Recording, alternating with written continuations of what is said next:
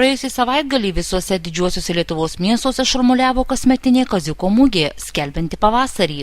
Visi, kas negalėjo nuvykti į kovo 2–4 dienomis Vilniuje vykusią tradicinę Kaziuko mugę, turėjo puikią galimybę apsilankyti panašioje mugėje, vykusioje kiek arčiau, Skirsnemunės Jurgio Baltrušaičio pagrindinės mokyklos salėje, kur tokia mugė buvo organizuojama jau 3 metus iš eilės. Mokyklos direktorės Dainoros Saulėnienės teigimu, mintis organizuoti tokias mugės jai kilo vos tik pradėjus dirbti šioje mokykloje. Tikslas – gerai praleisti laiką, skatinti vaikų verslumą bei nors trumpam į vieną vietą sukviesti visą mokyklos ir miestelio bendruomenę.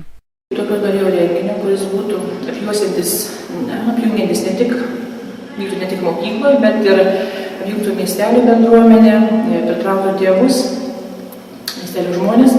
Tai kilo mintis tokia organizuoti būtent mugę, kuri yra populiari Lietuvoje. Aišku, gal nebūdinga mūsų kraštui, tačiau tai būtų mugė. Ir paprasčiausiai norėjau, ta tokia mintis buvo dėl to, kad, ugdyti vaikų pradinį verslumą, kad jie suprastų, kaip yra uždirbami pinigai, kaip reikia pirkti, parduoti. Ir, aišku, buvo tai rizikingas žingsnis.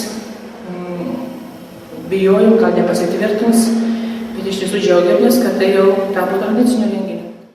Kaip ir didžiosiuose šalies mugėse, taip ir šioje buvo galima įsigyti įvairių rankdarbių pagamintų iš medžio, molio, popieriaus ir kitokių medžiagų. Itin populiari šių metų Skirsnemunietiškos mugės prekė buvo įvairūs rankų darbo papuošalai bei aksesuarai. Jų buvo galima rasti Kaune ant kiekvieno stalo. Kaip tikroje Kaziuko mugėje, taip ir čia netrūko nei tradicinių verbų, nei saldumynų, nei liaudiškos muzikos.